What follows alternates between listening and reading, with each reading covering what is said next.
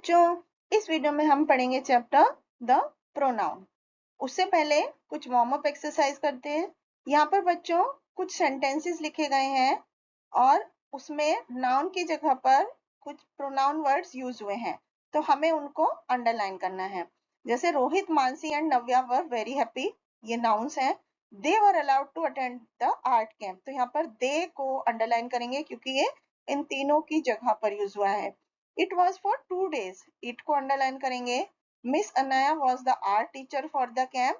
She taught them how to sculpt. तो she और them ये भी प्रोनाउन वर्ड्स हैं। तो बच्चों अब हम सीखते हैं प्रोनाउन क्या होते हैं, जो वर्ड्स नाउन की जगह पर यूज किए जाते हैं। काइंड्स ऑफ प्रोनाउन के बारे में सीखते हैं।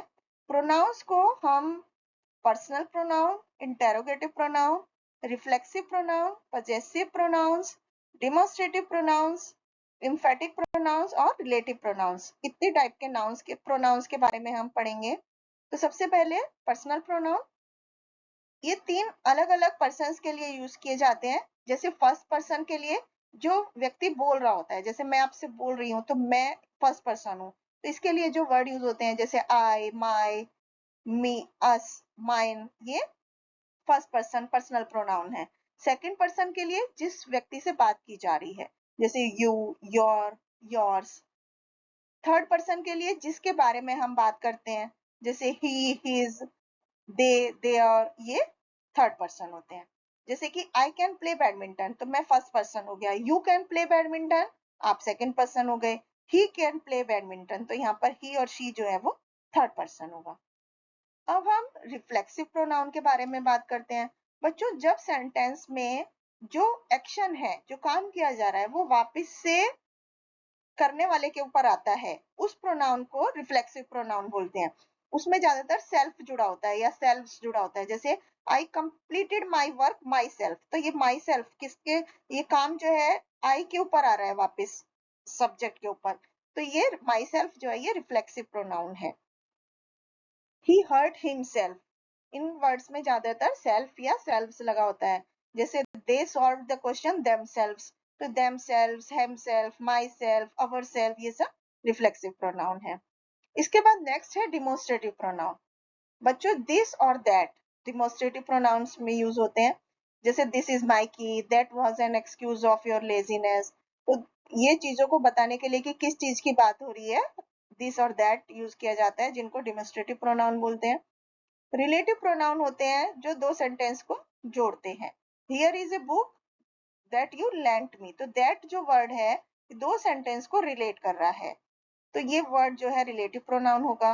आई met the girl again whom I met yesterday, तो यहाँ पर जो whom वर्ड है, जब ये दो सेंटेंस को रिलेट कर रहा है, ये रिलेटिव प्रोनाउन होगा। तो दैट और whom ये क्या कर रहे हैं, सेकंड सेंटेंस को फर्स्ट सेंटेंस में से जोड़ रहे हैं, रिप्लेस कर रहे हैं सेकंड सेंटेंस के प्रोनाउन को, तो इनको हम रिलेटिव प्रोनाउन बोलते हैं। फिर इंटेरोगेटिव प्रोनाउन होता है। कुछ वर्ड्स ऐसे होते हैं जो क्वेश्चंस पूछने के लिए यूज किए जाते हैं, जैसे हु, विच, व्हाट, हुज, ये इंटेरोगेटिव प्रोनाउन होते हैं। पजेसिव प्रोनाउन में पजेशन या बिलोंगिंगनेस, किसकी है कोई चीज, उसके बारे में बताया जाता है। जैसे that bag is mine, that is their bike, do you have your book, तो माइन, देयर, योर, ये क्या है, पजेसिव प्रोनाउन है।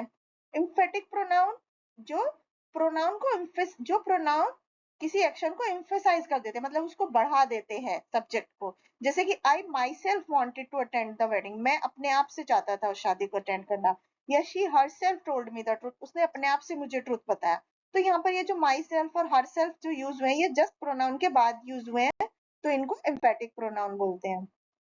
अब हम इससे जुड़ी हुई एक्टिविटी करते हैं। सबसे पहली एक्टिविटी में यहाँ पर फिल इन द ब्लैंक्स में हमें पर्सनल प्रोनाउन लिखना है। जैसे Sam and Peter are twins, they are both athletes. Black buck is found in India, it is a rare animal. These chocolate are for Alia, give it to her. Ishan and I grew up together, we are the best of friends. I have a fast bike, your bike is faster than mine. इस तरह से हम इनमें pronounce use कर सकते हैं। इसके बाद नेक्स्ट एक्टिविटी में हमें रिफ्लेक्सिव प्रोनाउन को चुनना है ब्रैकेट से और सेंटेंस कंप्लीट करना है। He went to Delhi himself. She want to finish herself. I carried the luggage myself. Why are you not doing the work yourself? I cancelled the ticket myself. Let us invite them ourselves. अब हमें next activity में ये paragraph को correct demonstrative pronoun जैसे this that these और those को use करके complete करना है. जैसे mother pointed eight A plant from far and said that is the plant which I planted 2 years ago. Nia went close to the plant and smelled its flowers. These bear so many flowers. Mother then called out, I would like to have some of them. Some of those. Can you get me some? Nia picked some and brought them to mother. They, this is they. Those are very fragrant, mother said. She thanked Nia and said, we will be offered to, they will be offered to God. Next activity में हमें sentence को interrogative pronoun से fill करना है.